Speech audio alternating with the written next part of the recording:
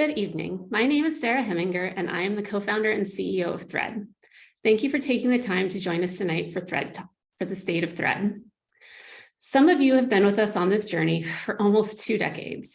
Many of you are new to our community that has grown to over 3,000 young people, volunteers, collaborators, and donors, with our student alumni continuing to lead the way, but now as members of our board of directors and staff.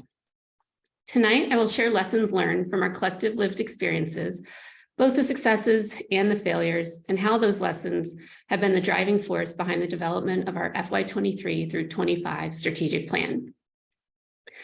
I think it is important to also reflect on how much the world has changed since our founding 19 years ago, and to ask and answer the question, why does Thread continue to exist?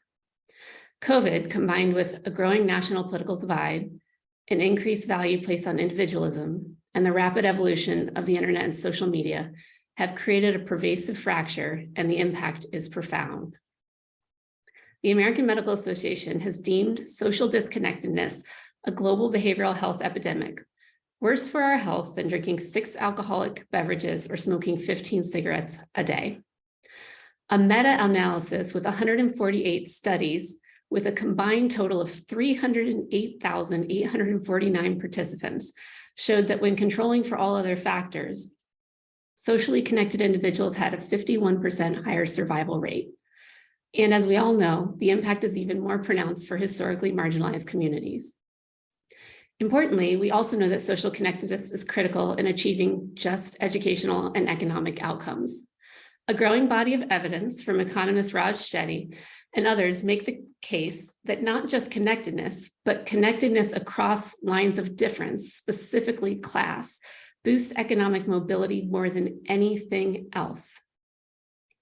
At Thread, we know that the core to our work, what we do each and every day, is building these relationships across lines of difference where each individual feels seen, known, and loved. We harness the power of these relationships to create a more diverse social fabric and specifically focus on our young people who are facing significant opportunity and achievement gaps. We're committed to ending social isolation and building a more equitable culture in which everyone thrives. Something that's been very helpful for us to contextualize our work and really understand what is required to create sustained change has been this socio-ecological model. What it helps us to understand is that in order to create that sustained change, you need change over time, consistently in all 5 of these domains. The first domain is the intrapersonal, which is understanding our own knowledge, attitudes, and beliefs. The second is the interpersonal. So how do we bridge and bond with our family members, colleagues, and specifically bridging and bonding across lines of difference. The third is institutional, the fourth is community, and the last is policy. Thread focuses our energy on really helping folks to develop in those first 3 domains, understanding that when we do that deep inter and intrapersonal work, that the people who lead institutions, the people who make up our communities, and the people who write policies can lead to more just outcomes. A great example of where this has been core has been Brown versus Board of Education. When you think about that, there was a policy that integrated our school systems in 1954, but we had not as a collective done the deeper intra and interpersonal work. What ended up happening was white flight out of most American cities, followed by middle-class Black flight. Now in Baltimore, at Douglas and Dunbar high schools, the 2 historically Black high schools in our city, they are now both segregated by race and by class. The thing that we know is important for creating more just educational and economic outcomes. So looking back over the last few years, I wanted to revisit some of the questions that we asked in our last strategic planning process. Specifically, why not work with higher performing students? Why not work with younger students? Why not expand to one of over 30 cities who have invited us to come? And the answer to all of those questions is that our objective function is to maximize impact. And there's been one particular data set that has impacted our way of thinking about how we might optimize impact. So our what over the last many years has been to annually reach an enrollment where we would work with 60% of the lowest performing students, these students most impacted by structural barriers at the lowest performing Baltimore City public schools, and make a 10-year commitment to never giving up on them. That decision was driven in part by a study from 2012 that looked at city schools data and high school graduation rates. Specifically, we compared students that had been in our early cohorts, even though the sample size was very small, the number of young people, though, who had GPAs between 2.0 and 2.49. And what we saw was a marginal impact of thread on those young people, at least in terms of graduation rates, as compared to the broader numbers for city schools. We see that that impact is a little bit more substantial as you move to lower GPAs of between 1.5 and 1.99. You then see that the change becomes even more substantial when you reach young people whose incoming 9th grade GPAs are between 1.0 and 1.49. But the biggest impact was seen when comparing our outcomes in four-year high school graduation rate with that of city school students when the incoming GPA was less than 1.0. And so for us, it's become not about getting the highest graduation rates, but where could we have the biggest impact? And this clearly pointed out that by enrolling the lowest performing students at the lowest performing schools, we could both impact graduation rates, the educational outcomes that we've been talking about, but also if we focused in a localized way, then maybe we could begin to change the culture and the climate of the institutions where our young people, our volunteers, our collaborators all live and work. So over the past 10 years, we have consistently not only moved to lower performing schools as we have expanded from Dunbar to ACE, then to Douglas, Digital, Mervo, and Patterson, but you can see the average incoming GPA has gone down substantially from our earlier cohorts. And this was done with great intention. Another thing that this early analysis showed us was that we were more effective when working with young people who coming into Thread had greater barriers. And so we found that these two things led to both our high school site selection and also our continued commitment to enrolling the lowest performing 25% of the freshman class at each of our schools. So that has been our why and what, and now talking a little bit about our how. So the basics of the Thread community model have three parts. The first is we enroll a young person, and during that time, each young person has up to 4 family members who are volunteers. These could be university students, young professionals, retirees. And there are 4 what we call Thread family members who work with a volunteer coach called a head of family. That head of family is coached by a grandparent who is also a volunteer. And you can think of that unit, we call that unit a thread. Thread works together to build relationships across lines of difference and really support one another on that journey. The second and third piece of our model are that we also have programs. So these are Thread group spaces where young people and volunteers get together to really hone their skills, explore their passions, and figure out how they're going to apply that in the world. And then the final part is resources and opportunities. So understanding that there may be structural barriers that our young people face, and there also might be incredible opportunities for employment or for further educational learning. And so that third piece is really to minimize the impact of the barriers and maximize the equitable access to resources. So I want to share with you, in all of 19 years, we have, I would say, I could sum it up as we've learned 2 key things that guide everything we do in terms of how we deploy the Thread community model and how we build relationships across lines of difference. The first insight was a quantitative analysis where we actually looked at all of the activities that young people and volunteers had been doing and asked the question, was there a single indicator that was predictive where we could look at one unit of measurement and understand 4 years from now, was that young person going to be more likely to get to high school graduation and a post-high school pathway? And what we were able to distill down from early data is that there is a unit of measurement. It's touch points. So the quantity of connection matters, the integral under the curve. How many touch points that a young person is having with that volunteer matters. And what is even more interesting is if you want to know if a family member volunteer is going to have touch points with a young person, that was dependent upon whether or not the head of family was having consistent touch points with them. So in building healthy relationships and building trust, you have to be reliable, you have to be competent, and you have to be sincere. And so having those touch points and showing up in that way is key. The second insight, though, is probably the most important thing that we have learned, which is we did a qualitative analysis interviewing 76 of our early young people and volunteers, and we just asked questions about what was happening inside of your relationships. And what we got was story after story where the young person described that the relationship was shifting.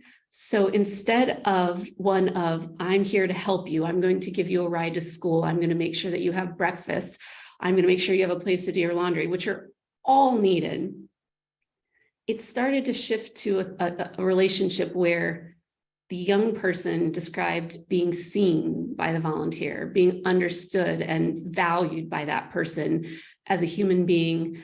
But where the real shift happened, the young people that not only were successful in certain milestones like high school graduation, but we were seeing them at the time anecdotally have the ability to build a life for themselves, to access the resources they needed, to be in community. And those young people articulated that the key to that was the volunteer actually getting to the place where they would ask the young person for their help.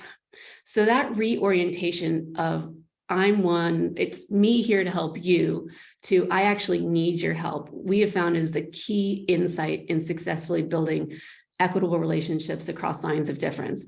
Now, from a neurophysiological perspective, this makes complete sense.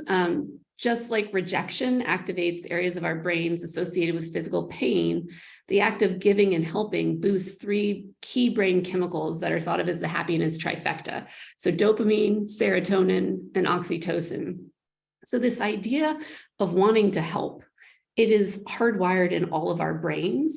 And one of the unintended or potentially intended consequences of structural racism is when you extract resources out of certain communities, you create barriers to actually being the helper.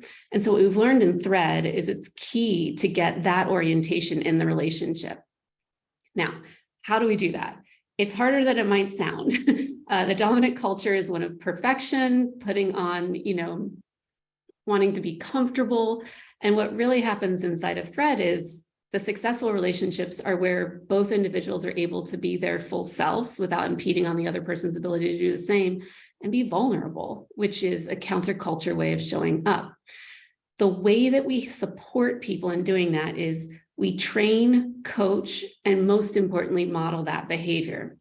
To give you an example of how we do this, we have what's called the Thread engagement process. This takes into account the two insights, quantitative and qualitative, and then helps us create a repeatable process that folks can engage in and actually challenge their perspective and bias and strengthen their relationships. So the first step of the process is to connect. The second is to set goals.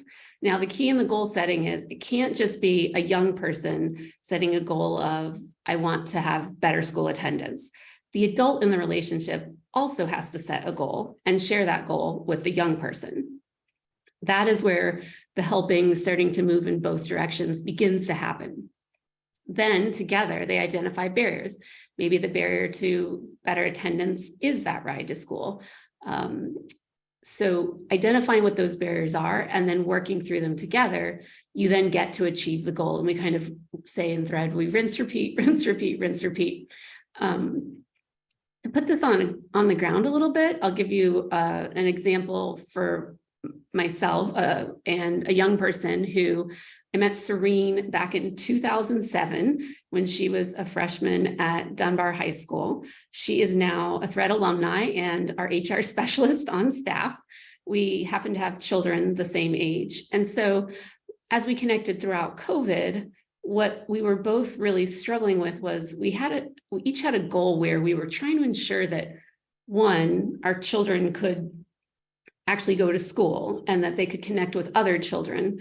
This is especially important to me because my daughter is an only child, and we both needed childcare so that we could actually do the core work that had only gotten harder in those beginning months of COVID.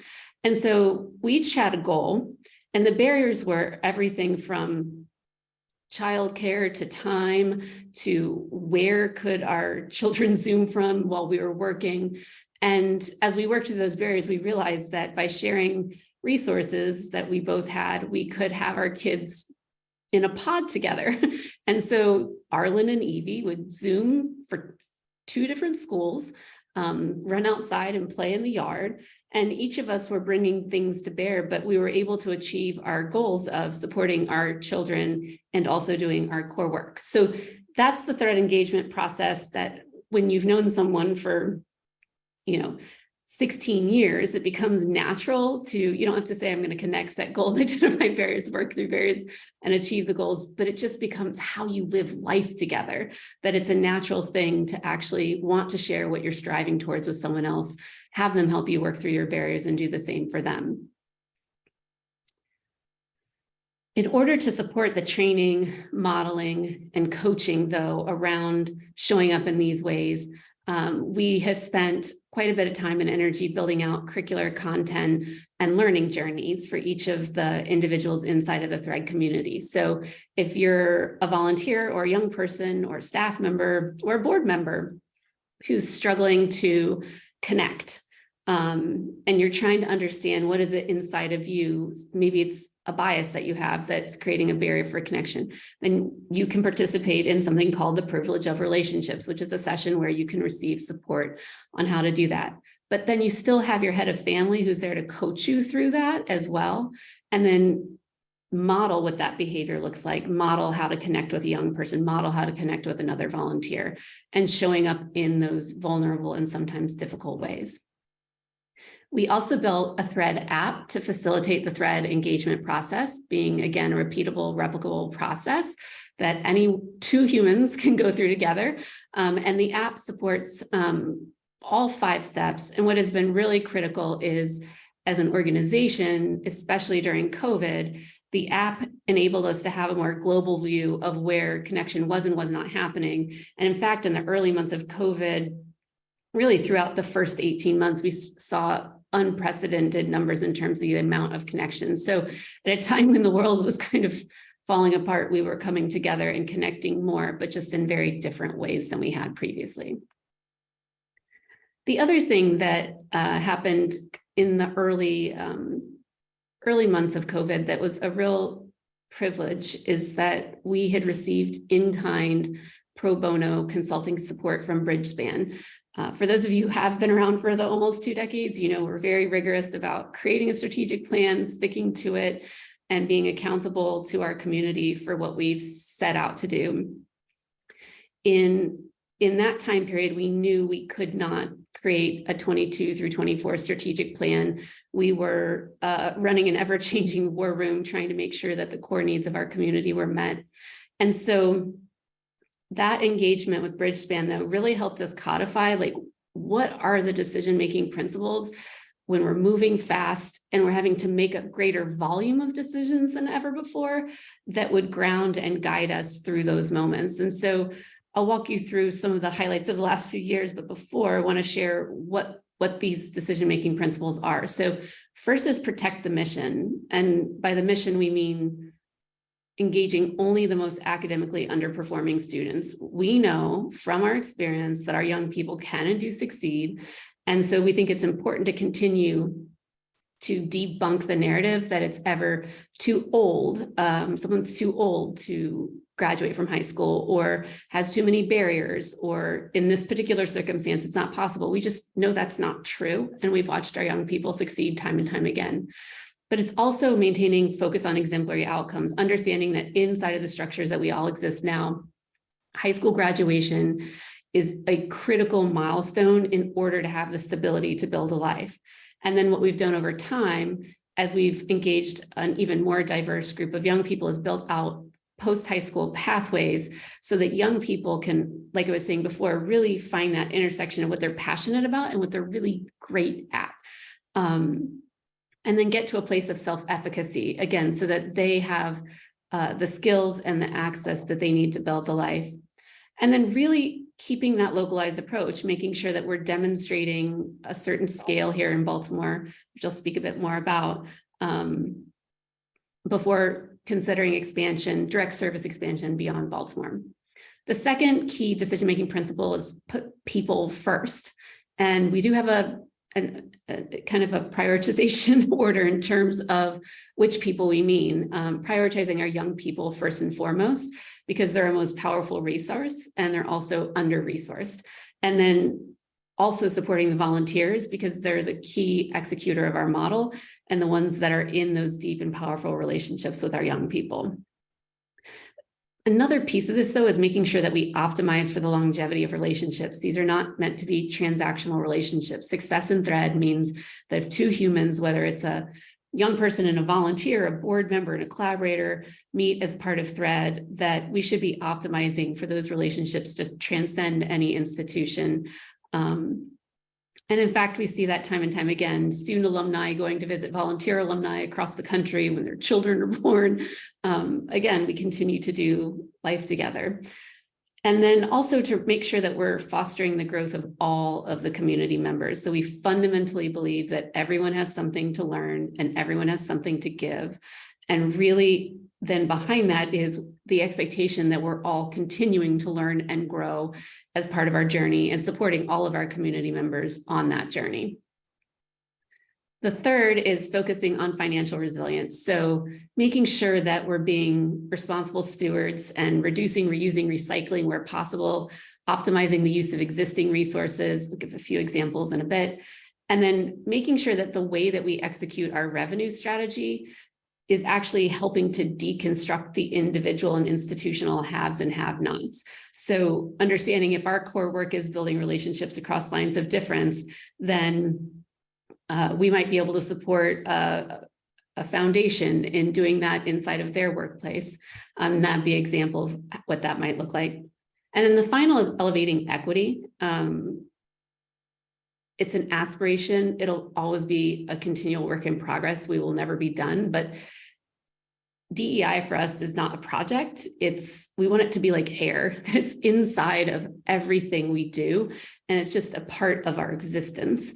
And so working within the awareness that when you're bridging and bonding across lines of difference, and you have a community like Thread that is a multicultural community, and there's all identities, and we have folks in our community from, birth all the way to, I think, 99 years old. So it's not just race and class, but it's even age and understanding the positional power that can come into play in those relationships.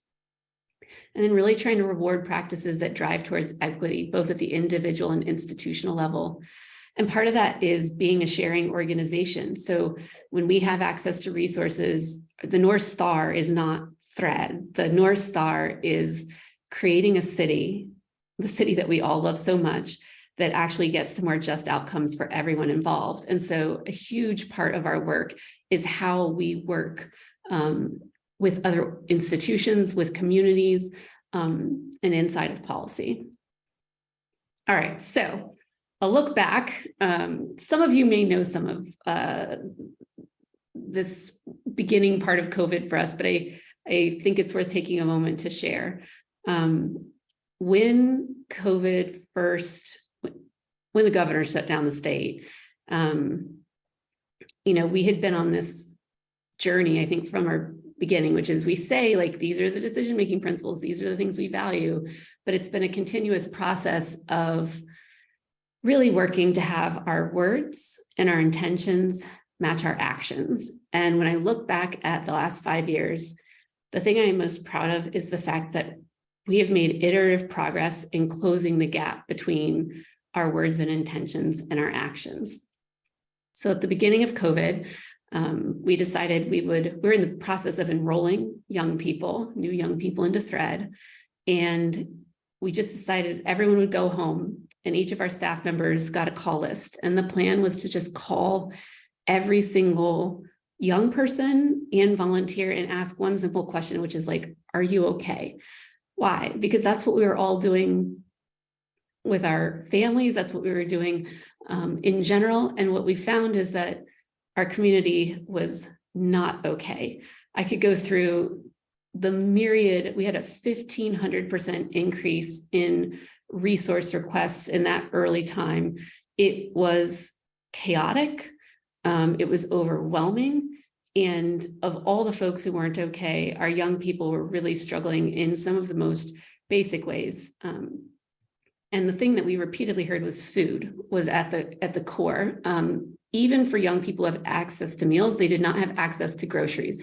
While we were all stocking up our shelves, trying to, hunker down at home, they were trying to figure out, as transportation was closing down, how they were going to get across the city and get to actually be able to get multiple meals a day. And so we started by first doing, again, what we would do for our own family. And we actually went to the grocery store and we bought a bunch of groceries. And we realized, though, that feeding a family of 4 for 2 weeks was a couple $100 and that was not going to be sustainable. And so we thought, how can we do this better? And how can we do it in a way that allows us to ongoing support our community? And so at that time, we realized there were a number of food distributors who didn't have as much business as they had previously had because restaurants were shutting down.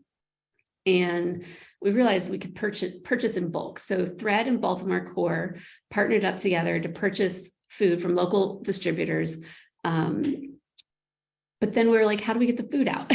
And so that is when we partnered with Governor Wes Moore and First Lady Dawn Moore, as well as Reverend Jerome Stevens, who they went and recruited 20 plus churches and synagogues to actually be the distribution sites. And then we engaged our existing partners, J.C. Falk, who's the founder of Circles of Voices, and an organization called We Are Us, who they offered to deliver a week's worth of groceries to folks who couldn't access it at one of the 20 plus sites. And so Food with a Focus was born. Over time, to me, what was really extraordinary about this effort is that it has created permanent, sustainable solutions that not only met the food needs of so many in our community during COVID, but continues to this day. So one example is one of the food distributors actually was able to leverage the data that had been collected. And no Thread loves data. So we were able to provide a lot of data about our distribution sites. And they were able to then receive a grant from the USDA that enabled them to deploy another 90,000 boxes worth of food and continue that process ongoing for a significant period of time. The second is that J.C. Falk had started getting enormous amount of food donations from Dole, Dannon, Amazon, Walmart. He had an in-kind space warehouse donated. And he said, I could do more than deliver the food. Why don't you purchase the food from what had then become Be More Community Food? And so Be More Community Food was actually able to drive down the price of 2 weeks worth of groceries for a family of $4 to $23.81. So when we think about the incredible impact that this has had throughout this, what started off as a few grocery runs, more than 150,000 families have been fed throughout Baltimore. We've distributed 6.5 million pounds plus of food, and Be More Community Food is on track to distribute an additional 4 million pounds of food just this year.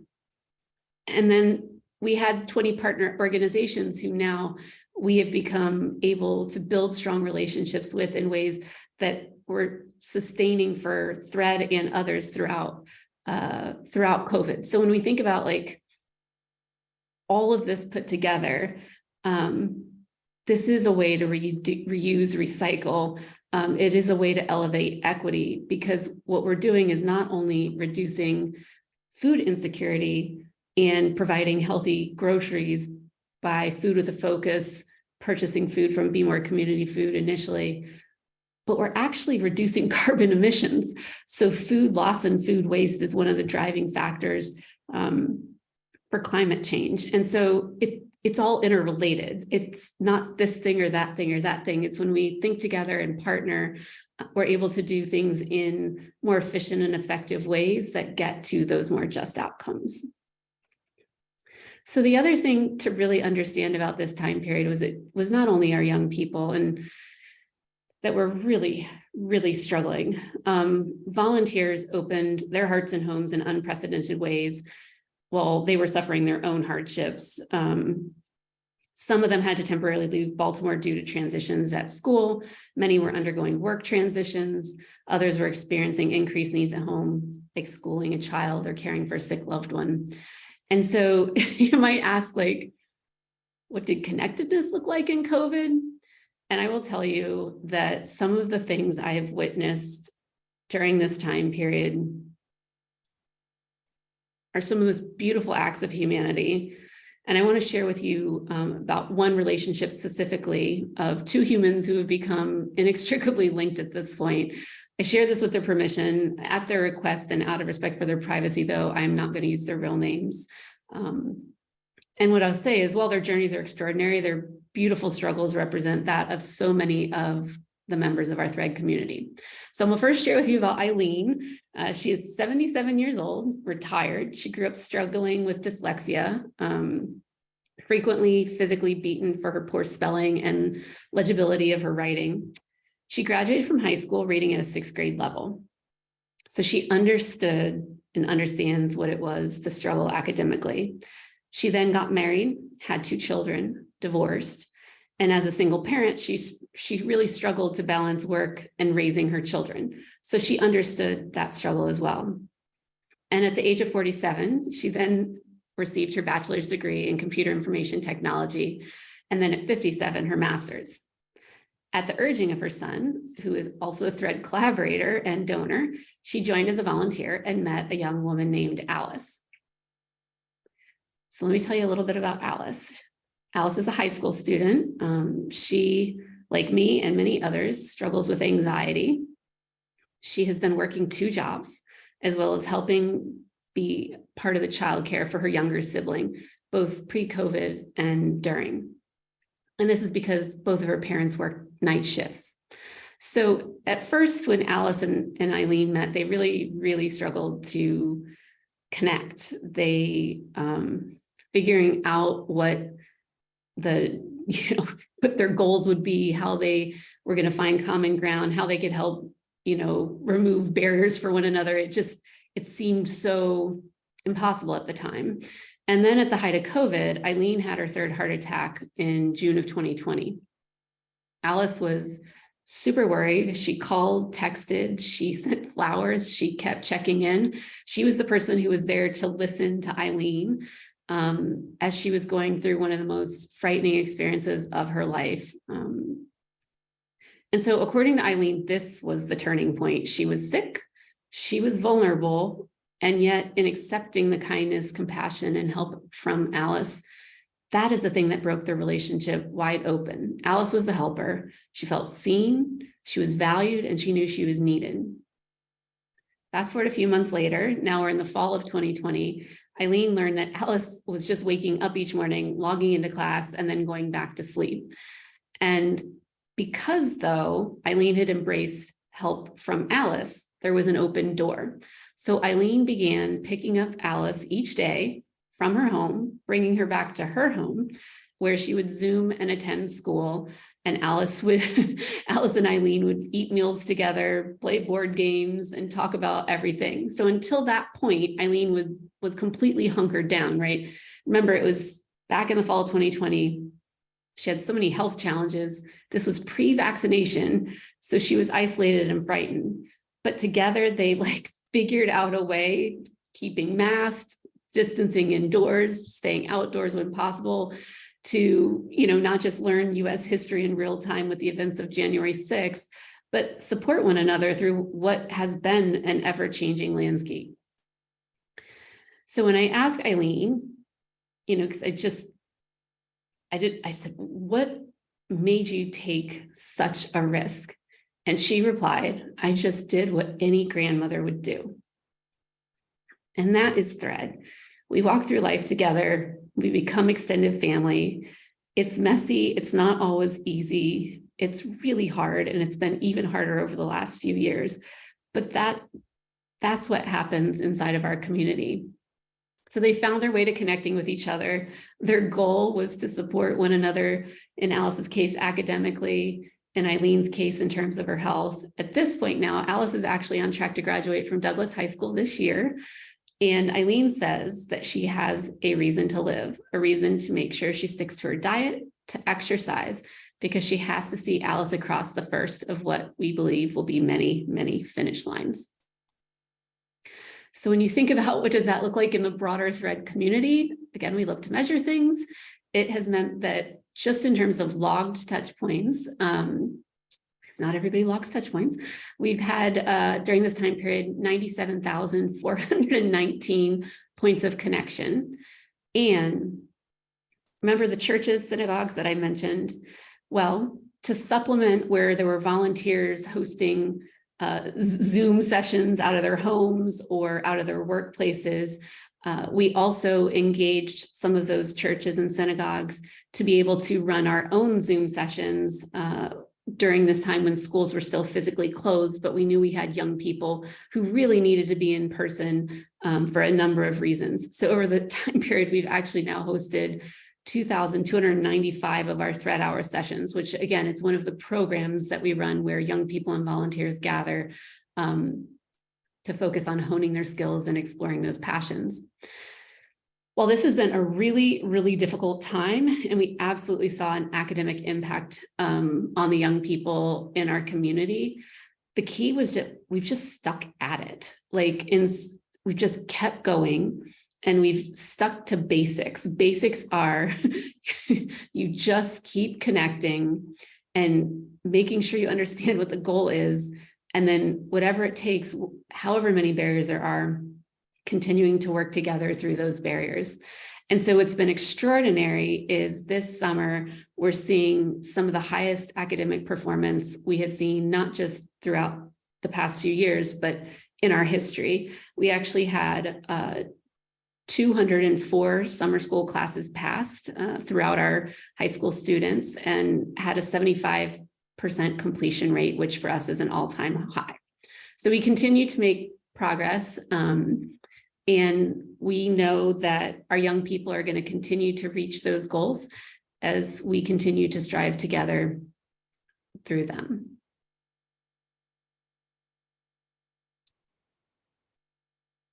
So, biggest challenge in COVID, which there's of the last few years, which there is a pretty long list, has actually been volunteer recruitment. It has been the place of both our greatest struggles and our greatest creativity and learning. So as I mentioned, our volunteers have been struggling as well and doing extraordinary things even in the midst of that, many of them facing their own mental health issues, financial insecurity, dealing with the health of family and friends. And so it really took an impact on our community. At the same time, the way that we've traditionally recruited volunteers is a hub-based strategy. So we would partner with universities and corporations to recruit groups of friends to join Thread.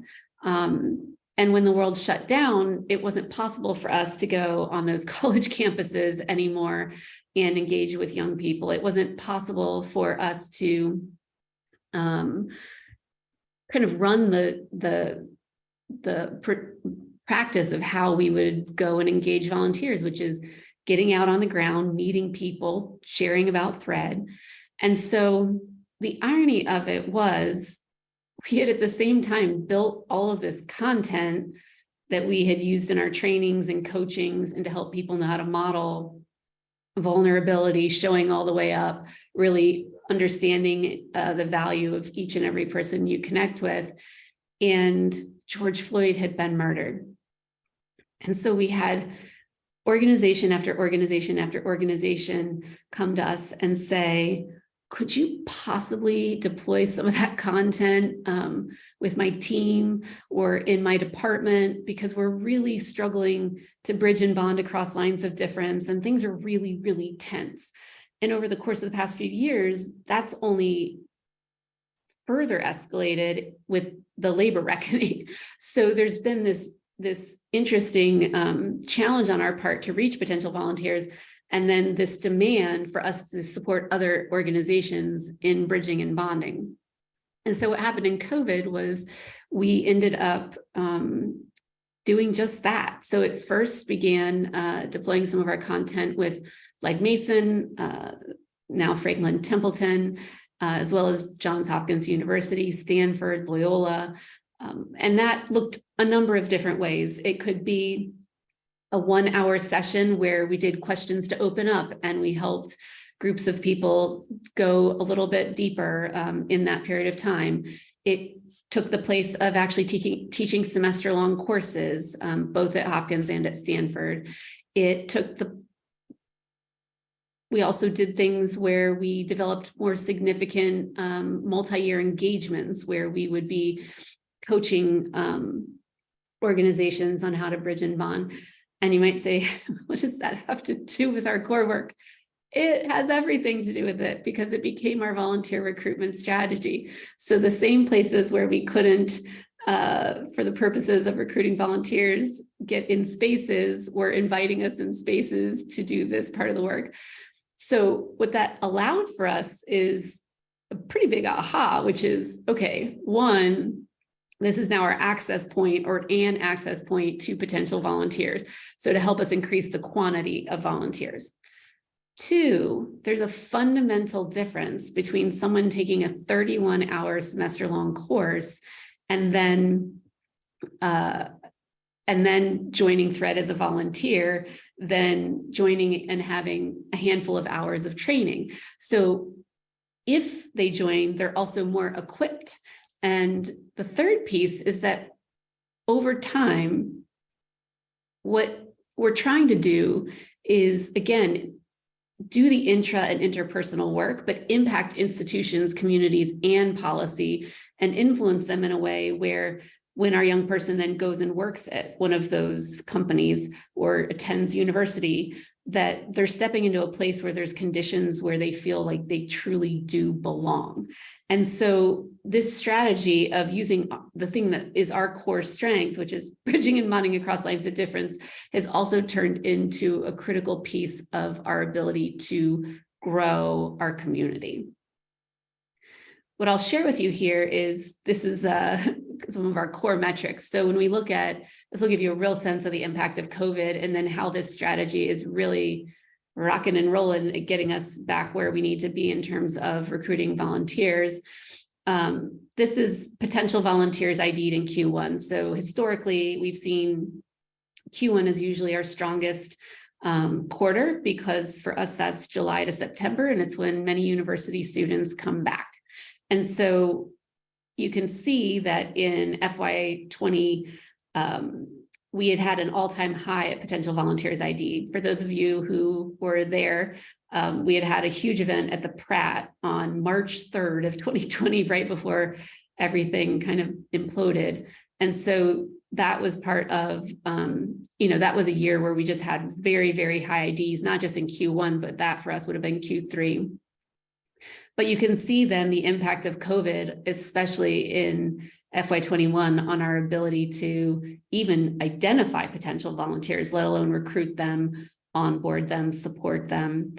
But then you start to see in 22 and now the first quarter of 23 that we're now at an all-time high. And that's because we've been able to use this curricular content to both get back up to a higher quantity and then work towards having those folks join as volunteers in Thread. All right, so as we look forward, earlier this, it would have been early in 2022, this framework was brought to our attention from Bellwether Education. And I found it instructive in a lot of different ways, and it's been extremely helpful in really unpacking where can we have our greatest impact. If our North Star is really the city of Baltimore, how do we do that? How do we build relationships across lines of difference in a way that has the intended impact? And so these three types of impact: first, direct services. So this would just be, in our case, enrolling more young people, more volunteers, and providing, again, the Thread family, the programs, and the resources and opportunities. Widespread impact, though, is how an organization builds the capacity of partner organizations to replicate elements of their model. So an example could be, we could use our curricular content to deploy in the school system, to equip teachers, to bridge and bond with students across lines of difference would be a potential example. And then systemic impact, how an organization shifts mindsets, relationships, and power to then shift those policies and practices and create stronger conditions for adoption of not just values, but model and ultimate vision for change. So a lot of organizations in COVID shifted to a widespread impact strategy. That is for two reasons. One is widespread impact strategies allow you to have greater research and development because you're deploying whatever your core thing is. It could be a math curriculum in another context. And so there's a feedback loop that occurs there. But the other is that it became core to many organizations' revenue strategy. So organization might pay a fee for service. What we realized is that we actually have, because our core work is relationships across lines of difference, our actual ability to then have impact in multiple ways is not just direct services, increasing the number of young people that we engage, or widespread impact, deploying it, but in, for example, a school system, but it's also what we were doing throughout the past few years out of necessity, which is not just building the capacity of schools, but it's building the capacity of universities and corporations and really any group, any institution that has humans that are trying to have relationships across lines of difference, our content works for. And so what was really important and has really impacted our thinking at this stage is heading that direction in terms of our widespread impact provides us the resource that we need the most, which is volunteers. So part of the strategy we've had in our engagements, say with Johns Hopkins, has not been a fee for service, but it's been numbers of volunteers that they'll help us recruit. So thinking about what is the resource that we need and what has been the resource we've struggled the most with. And so utilizing our ability to both have widespread impact, then increasing the number of volunteers inside a thread allows us to increase direct services because then we have the volunteers to enroll more young people. The other thing that that goes beyond just volunteer recruitment, but that when you dig deeper into the different buckets of widespread impact strategies, there really are this bucket of inspire, influence, and implement. And when we step back, we realized that not only had we been doing things in the last few years in that influence and implement categories, but for a very long time, we've been doing things to inspire. Everything from conversation thread, game day conversations, the event that we had at the Pratt. These are all examples where we are trying to change the narrative about what it is that we need to collectively solve as a society and make the case that building these relationships is how you get to justice. It is not in place of justice.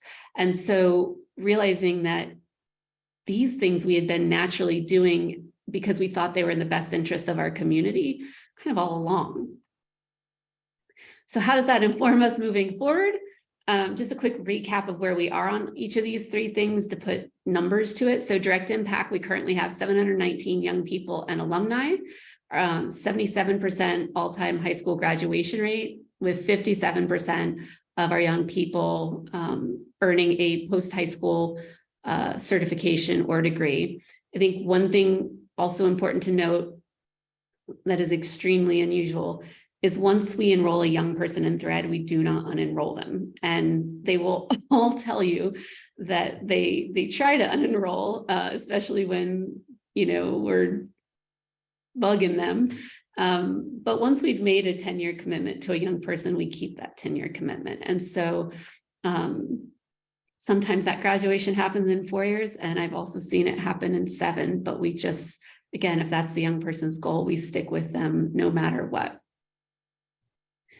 In the widespread impact, this year we had 10 speaker series events, really wanting to tell the story of our city and not just the challenges, but have folks who are doing really meaningful work in all 5 of these domains, both the intra and interpersonal, like Erica Bridgeford, but also in the institutional, like a Marjorie Rogers, or in the community, like Chris Wilson, or policy, like Mayor Brandon Scott.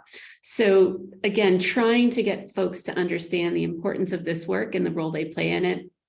We also taught 5 university courses and then have the 1 in-depth consulting arc. And then in systemic impact, this has been just a really interesting aha to, again, realize that initially a lot of these things have happened because we were, as a friend likes to say, following the breadcrumbs. So the first is in research. There are a number of, wouldn't say Thread is a tutoring organization or a mentoring organization. Those are 2 things we do, but that is not our core work.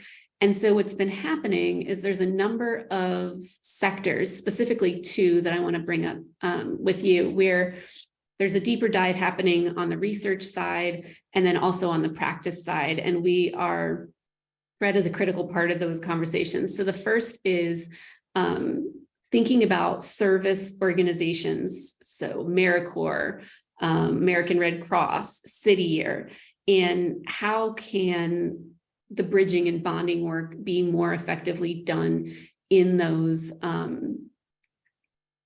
organizations. And so partnering with them, attending a convening in New York last spring, where out of that came a white paper and then now a longer multi-year project from Convergence to really start to have a broader community of practice.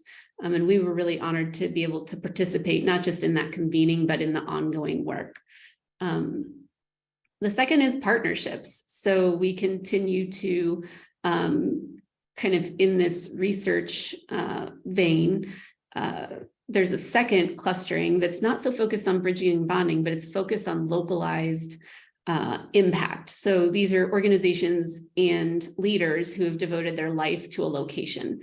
And so again, we gathered this last fall with a small group of 20 of those leaders to really think about how do you know when you've hit a tipping point? So where is, and how do you think about a city? How do you measure impact at a citywide level? And how do you figure out where to optimize use of resources? So for example, in our case, if we could get to more just outcomes in another way, we're all game, but trying to really understand where that's happened in other cities like Houston, specifically Chicago, and really learning from them inside of that research. Then in terms of partnerships, we continue to have an unbelievable number of partners that we are so grateful to work with, because we are not the expert in so many things, but really thinking about like Touchpoint as a partnership with Whiting Turner, BGE, Baltimore Core, Thread. So much of how we were able to do what we did with Food with a Focus was because we were all already in relationship with one another. The trust had been built. And so when it was time to move quickly, we didn't start from scratch. We started from those deep partnerships that had been built over many, many years, both on the individual and institutional levels. And we were able to leverage that trust to move in a way that led to a lot of food and still is. So really deepening our local partnerships as well.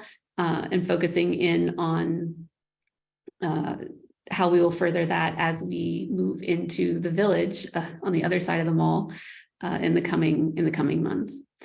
The third is policy. So this is very new for Thread, but we are at the point in terms of the number of humans, 3,000 plus humans inside of our community. We're a large presence at all 6 of our city schools, and really thinking about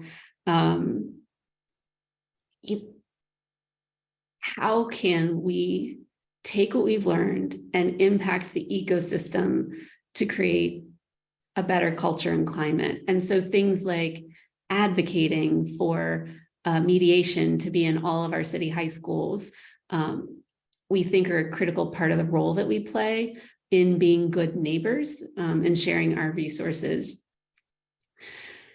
And then the last one is media. So we've been very fortunate to have a number of partners, national partners like David Brooks, David Bornstein, Dee Watkins, who have told our narrative in ways that have helped folks to understand the core work and become part of it. And so we will also continue to do that and think about new ways to share out the lessons learned as we continue to learn and move forward.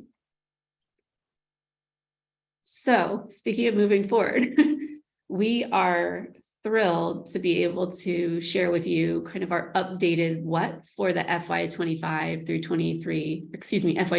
25 strategic plan. This is in the spirit of first and foremost optimizing impact in Baltimore. 3 ways in which we intend to do that. We're going to continue to expand our direct services to get to the annual enrollment of 7% of Baltimore City's freshmen. That means, again, 60% of the lowest performing students in the lowest performing schools. We're going to expand our widespread impact, but we're going to do it in a way where we leverage our curriculum in institutions to the extent that it allows us to both recruit volunteers and collaborators, but also then have a systemic impact where we start to improve the school and city climate. And then the final part is far less fleshed out and has lots of interesting questions to ask, which is exploring what it might look like to have either direct services or widespread impact in other cities. And so what we've realized is a lot of our content, curricular content, is portable. And we have deployed in Boston, in Philly, in Bay Area in ways that one of the thoughts we had is if we were ever to expand to another city with direct services, that those curricular content could actually serve as an awareness campaign well in advance of that. And then what could actually drive the decision of to go or not go would be, do you organically see a potential student base, volunteer base, and collaborator base that would be the group then to bring us to another city. So more questions, but interesting things to explore. And like the idea of there being the possibility of using our widespread, having a widespread impact in this way. I will say we've seen little pieces of this. We had years ago, conversation thread dinners. We had student and volunteer alumni who hosted them in the cities that they now live in. So there's, again, little examples of where we've tried things and experimented and will continue to do so. So this puts all the numbers to it. We had, over the last strategic plan period, more than doubled the number of young people enrolled in Thread. We plan to almost double the number of young people enrolled in Thread over the next 3-year period.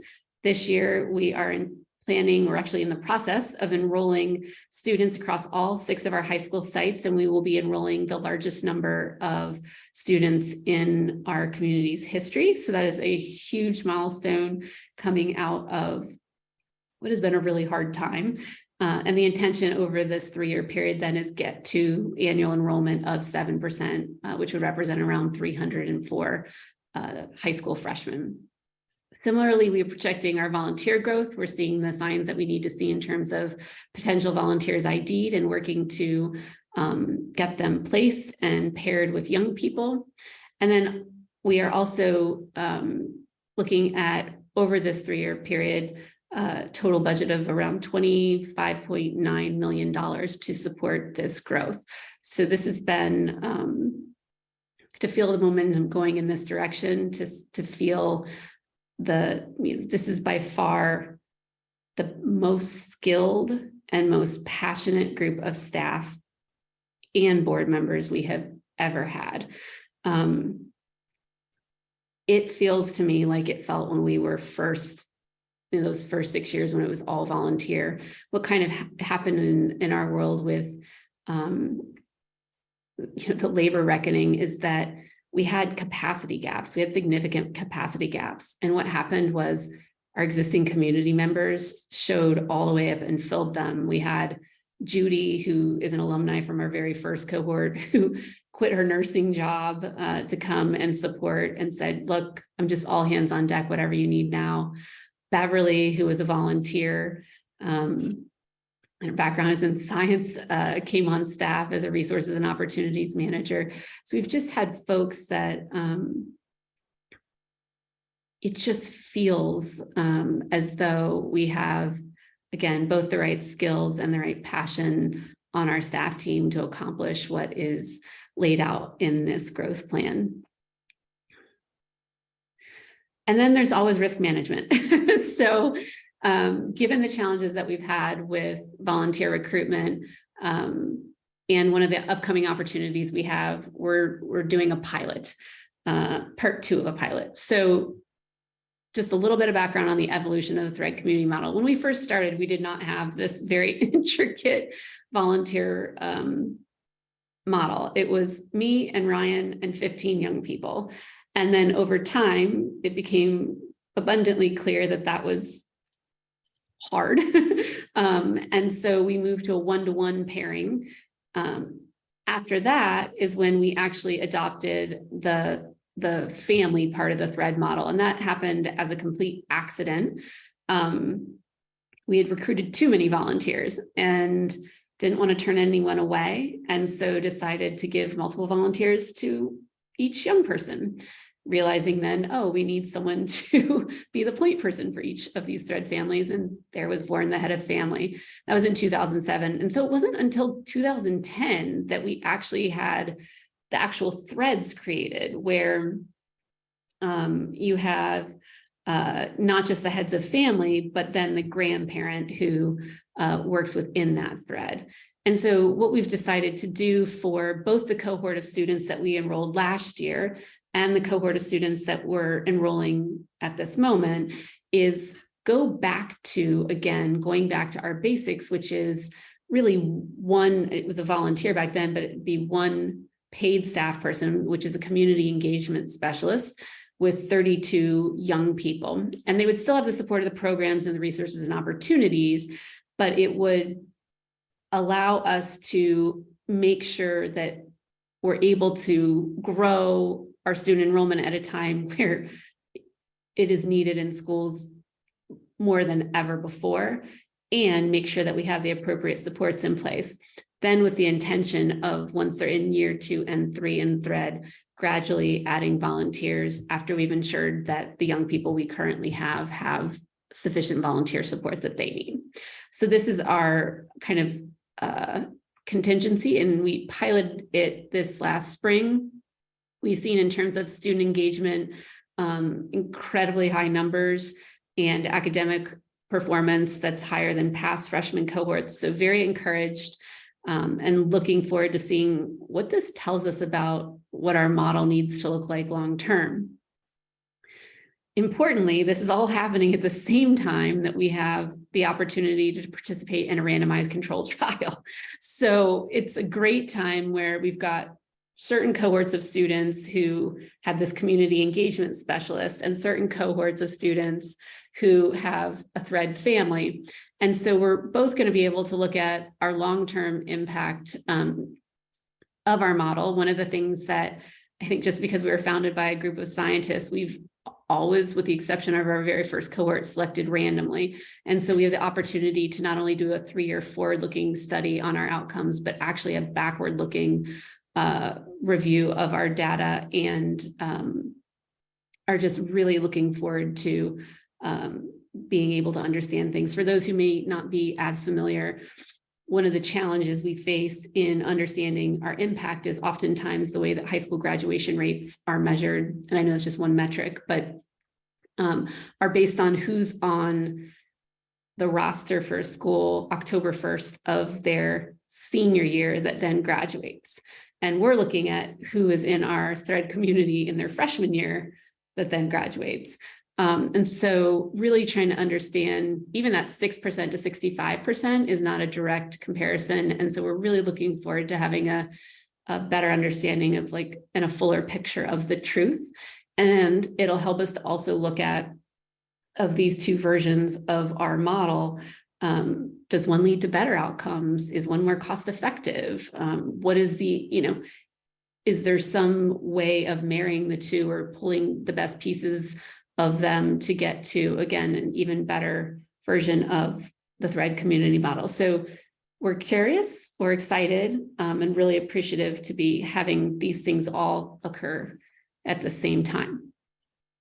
So we will get to Q&A in just a moment. But I just want to circle back kind of to what we've been talking about, kind of the whole core of our work. I spent a lot of time reflecting and had the opportunity to go on a trip with my mom and dad and my husband and my daughter. This is about a year ago. And when I think about, before I get to the trip, the randomized controlled trial, why does it matter so much? It's not just about unpacking seeing the layers and layers of truth, but it's also helping people to see our young people from a different vantage point and understand their value and understand that it's not too late, and understand that it's not only that they are of value and that they matter, but that we all need them. And so sometimes the simplest of occurrence really helps me to better understand my reason for still being and doing this core work. So we were on this trip. This is my mom and dad on the left. They are very affectionate with one another. And we're standing on a cliff and we're looking at this gorgeous sunset. And it is like the most beautiful thing I have ever seen. And I'm trying to be present in the moment. And my daughter, Evie, keeps saying, Evie, look at the sun, look at the sun. And she's like, no, mom, look at the moon, look at the moon. And I'm like, that is the sun. That is not the moon. She's like, no, the moon. And I kept insisting that she was wrong. And she kept insisting that she was seeing the moon. And she finally got so frustrated with me, she grabbed my arm and turned me around. And lo and behold, she was looking at the moon. And so here we are in this very loving, trusting relationship. I didn't mean to invalidate my daughter's lived experience in that moment. And we were at the exact same place on planet Earth. We were just facing two different directions. And we saw something so different as the sun and the moon.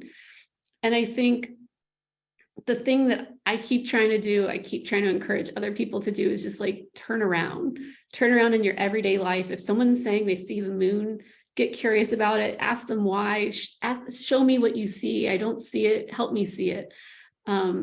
Because in doing that, we can understand and piece together the full vantage point and look at the moon, the sun, and all of the other things that were at the 358 other degrees that I wasn't looking at the time. So I appreciate so much all of you for being on this journey with us. It has been just an incredible time of really understanding in the deepest way the importance and the relevance and the timeliness of the work that we are doing and have done for the last 2 decades. So thank you.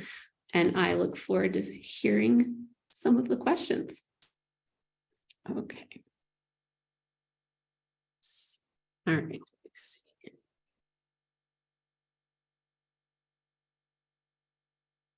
All right. This is from Philip. So it says your data show that thread can positively change the lives of young people by increasing the likelihood they graduate high school. Have you shared this information with the Baltimore City School Board? And do you think that your findings can impact their policies and practices so that fewer youth fall off a pathway to success? Absolutely. We have shared this with not just the Baltimore City School Board, but school boards for other school systems, local policy leaders, also at the state level.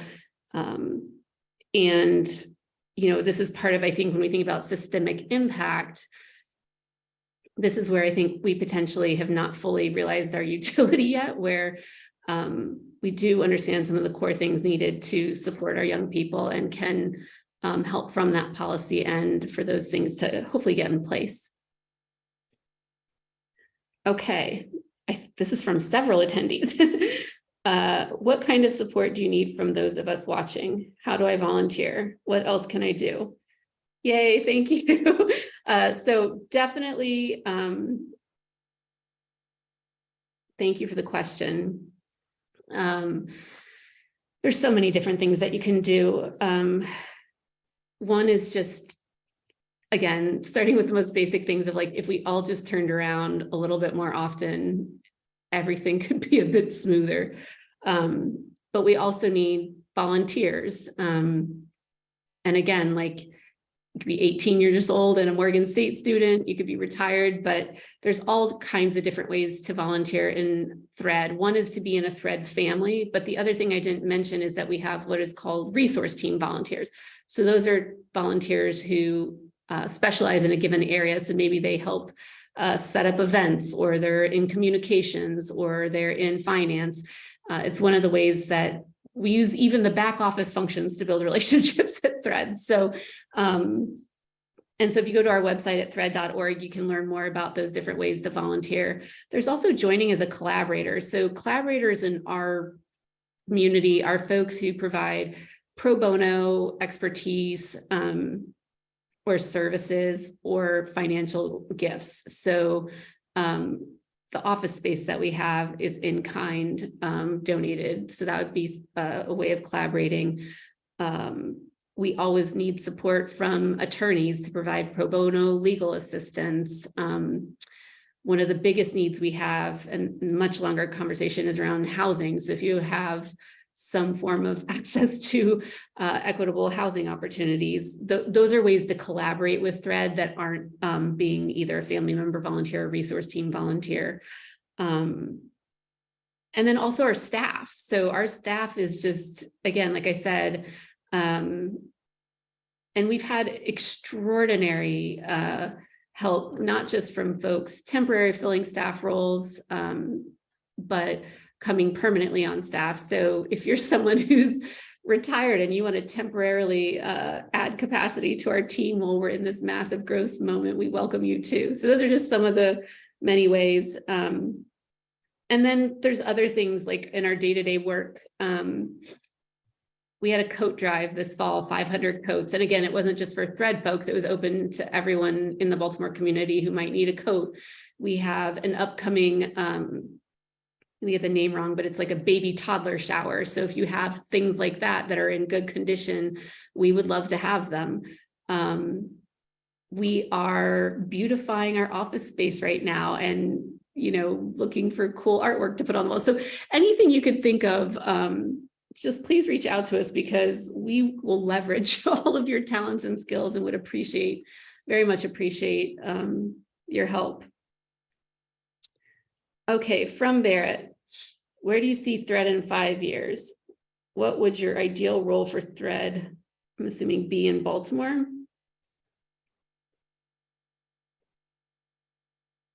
Well, my ideal thing would be Thread doesn't exist. My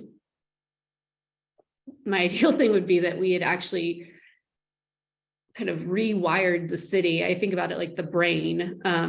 Our brains, in order for us to walk, we need both like the individual parts of our brain to be healthy, but we need the cross connections between them to also be healthy. And I think what I love, there's so many things I love about Baltimore, but one of them is that there are such deep pockets of strong relationships, but what often happens is there's not that cross connection in the pockets. And so what I would love is like Thread's role to be creating those permanent connections in a way that we're no longer needed. And so that I think our unique role is that our North Star really is the city, and then figuring out how to connect things up and always coming at things through that lens. Beyond that, I mean, I've never had an answer of I want Thread to be here in blank years. I want Thread to be useful, and then when our utility is gone, for us to go away. So, but until then, we're going to continue doing the work just like we have been, and we're going to keep supporting our young people and supporting our community, and keep trying to make those strong connections. All right, question from Brian. What about the other 43% of alumni who haven't gotten a degree or certification? Does Thread help them on other paths like employment? Absolutely. So, I mean, one of the other implications of both just us learning, but also the incoming GPA, being higher for our first cohort, I believe all 15 of them went to a 4-year university. And what we've come to understand over time is just how to better support our young people in understanding all of the options, which include things like the military. It includes things like getting a commercial driver's license. It includes things like my father's a plumber, so becoming a licensed plumber. And so really trying to create opportunities in our programming early on for exposure so that they can figure out which pathway they want to be on. And for some, that's going straight to workforce. So one of our board members, my boss, Angel, he went to college, but then had not completed his degree and went to the workforce. And now he's a general manager and has a lovely family and has built a beautiful life. And, so yes, the support takes all of the different forms, but we've tried to, over the last 10 years, actually codify it so that we can get folks on a pathway. All right, this is from Jill. What is our enrollment process? How do you choose one young person over another? How do you choose schools? So our enrollment process is we get data from, this is varied somewhat year to year, but the overall gist is we get data from both the high school itself and then from North Avenue. And then there are certain criteria for which, for example, if a young person can have an IEP, but if they're in a contained classroom, that would be one of the few criteria that would disqualify them from eligibility. Another disqualifying criteria is if they're like a third-time freshman. So we're looking for first-time freshmen. But a lot of times those first-time freshmen are 17 years old and have failed multiple grades coming in. And then we select randomly. So, which is really, really hard, but we select randomly. And then what we do is we treat enrollment of young people like a massive campaign. So we are like we want them to know we love them, we want them, they please come join Thread. And so what we do is, of the eligible students who are randomly selected, we go and we have maybe more of the details, but we have a bar of actually notifying at least 90% of those young people. And that's really important because our last enrollment period, it took more than 500 home visits in order to actually notify the young people who had been selected. But we have that bar because what we don't want is you to just go to the next person on the list simply because this person was more difficult to locate. And then once they've been, when I say notified, what I mean is a long spiel about how much we want them to join Thread, the value of Thread. It's gotten a lot easier over the years to do enrollment because, inside of neighborhoods, folks know who we are. And oftentimes now it's our own alumni going and talking to a young person that, that young person views them as like an elder because they're in their 30s. So very relational. And then once they're enrolled, they have to agree to enroll. Their parent, guardian, whoever the person is who hugs them at home has to agree for them to join. And then they're in, and we start welcome weeks, and think like sorority rush or fraternity. It's everything we can do to possibly make them feel that we want them in our community, and that we are excited to have them. And then how do we choose the schools? So early on, Dunbar was selected out of just mere, that was our first site, just coincidence, because it happened to be, I was a graduate student at Hopkins, and I was just driving the lab one day, and that was the high school that I noticed. So there wasn't really any intentionality other than convenience in the first high school selection. But now what we look for is we're looking for, you have variability from year to year, even within school, of what the average incoming GPA of a freshman class is. So to give you an example, the first year we were at Douglas High School, the average incoming GPA of our cohort was 0.15 on a 4.0 scale. So we look at a number of years back worth of data, and we're looking for the average of that bottom 25% to be less than 1.0, because that's where we saw we could have impact. So we wouldn't go to a city or a poly or a Western, not because we don't love them, and not because I didn't go to high school here, but because the lowest performing 25% has a higher average GPA. And then we also look for proximity of those high schools to what we call, again, resource hubs. So it's very helpful if a university is close by, or a large corporation or house of faith, or really active neighborhood association is near that school, because again, same reason for Dunbar being selected the first time around, just having that geographic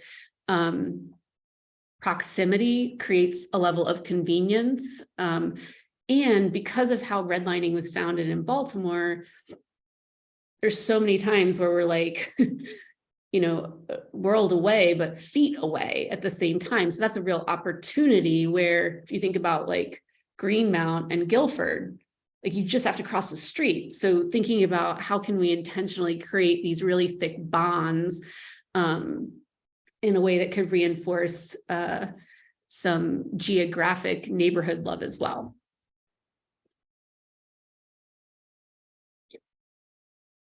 Okay, so this is from Hope. Can you please talk a little bit about the impact of COVID on our staff? Oh, highly varied. It has been extremely hard. So just like our young people and volunteers, our staff members have had a number of challenges throughout COVID. What we've tried to do structurally is provide as many supports as we can, whether that's healthcare coverage for our team members, whether it's compensation, whether it's having a place to color on the wall, whether it is how we think about our own culture and climate, because how could we possibly think about impacting culture and climate of other institutions if our own house isn't in order? So that, again, it's an ongoing process. I'll give you an example about how kind of equity looks on our team. Let's say we make and this goes into COVID, because one of the things, especially with inflation, that has impacted staff is just cost of living, gas, things like that. And so we had made a mistake on a payroll. I think it was like $250.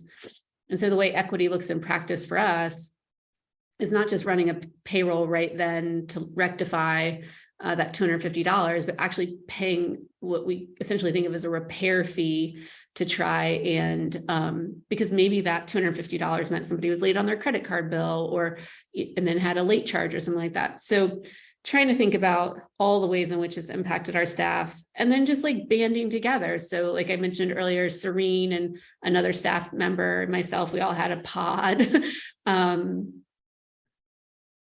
We've tried to, each person's way of taking care of themselves has been different. For some folks, that meant they had to leave staff. We had some folks who were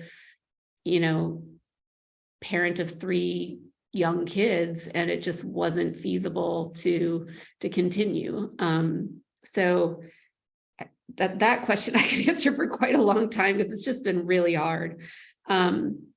What I will say is the way I've watched this play out with our team has just been inspiring, especially at those early days of COVID. We had a lot of parents on staff that were scrambling, and then we had some other staff members who had health conditions, and we were trying to get groceries out. And it wasn't just groceries, it was like laptops. I mean, we were getting, one school gave us like 40 laptops, and they're like, can you go find these kids and deliver them? We're like, sure. So we were not like on a Zoom. I mean, we're on some Zooms, but we were like boots on the ground. And again, like there were a number of people who just put their hand up and said like, hey, I know I might be on the HR team, but let me help with the grocery deliveries because I know so-and-so really can't. So just like, all the ways it's impacted our staff. I will say, I think at this point, we've really entered as a staff team our steady state. We're zooming in the same direction, having fun again. We just had our holiday party and lots of dancing, and so we've, I think, as a team, got our mojo, but it's been an excruciatingly challenging time.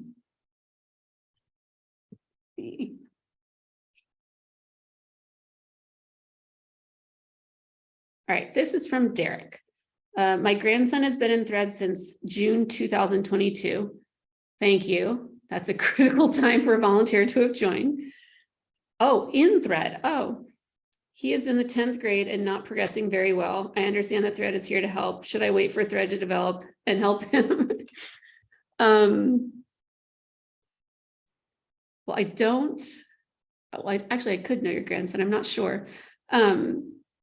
So what we have found is, not knowing all the details of what he is going through, maybe what your family is going through, but I would just encourage you to spend time, and I'm happy to speak to you as well, but talking to his Thread family, his head of family, grandparent. And then there's also staff that we're all here to help. So on the resources and opportunities side, we have the most incredible team who can help if he has different barriers that he's running into, that or opportunities that he might be interested in taking advantage of. We also have our programs team who, like, our kids just got back from camp. I don't know if he went, but for a lot of our young people, that is a really grounding experience where Thread kind of sinks in for them and vice versa. But no, I definitely wouldn't wait. What I would do is continue to communicate with all the other humans inside of our Thread community. We're at Touchpoint at Mondawmin Mall, and every Wednesday we have after school Thread hours that folks from all of the different sites can come to. But if you stop by, like, we're here all the time. And then in terms of developing him, the way I like to think about these things for myself is managing my own expectations. So our brains don't care about what actually happened. Our brain cares about what happened compared to what we expected to have happened. So, the running joke about how the Olympic medalist, usually what happens is that the happiest of the 3 is the bronze medalist, because they didn't expect to get a medal often at all. The silver medalist is really upset because they were often in contention for the gold. And so trying to manage that, a lot of, saying to a young person or anyone who's struggling with whatever goal, like, okay, got to graduate from high school or graduate from college. It's like, no, just figure out what like the next step is. The next step might be getting up tomorrow on time. The next step might be turning in an assignment. The next step might be engaging in support for mental health things. I don't know what it is for him, but helping him and working with the other adults inside of Thread to figure out what that next little step is, and then getting success at that starts to build that sense of confidence. And then the Thread engagement process works in families too. So I don't know, I do it with my daughter all the time, but if there's something that he could help you with, oftentimes repositioning the relationship and just asking for his help might open a door to even stronger communication, and giving him that sense of he's actually has so much value that he can help you.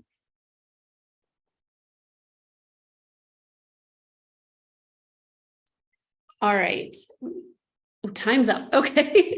I can't tell you how much it means to have had these questions, and the fact that you're still here after all this time and care so much about our community. It means a lot to me, and I just appreciate engaging, even if it's in this way. If we didn't answer your question, or if I didn't answer it fully enough, please just send it to info@thread.org, and we will definitely be in touch, and really looking forward to continuing on this journey together. And again, trying to close that gap between our words and intentions and our actions. Sending lots of Thread love.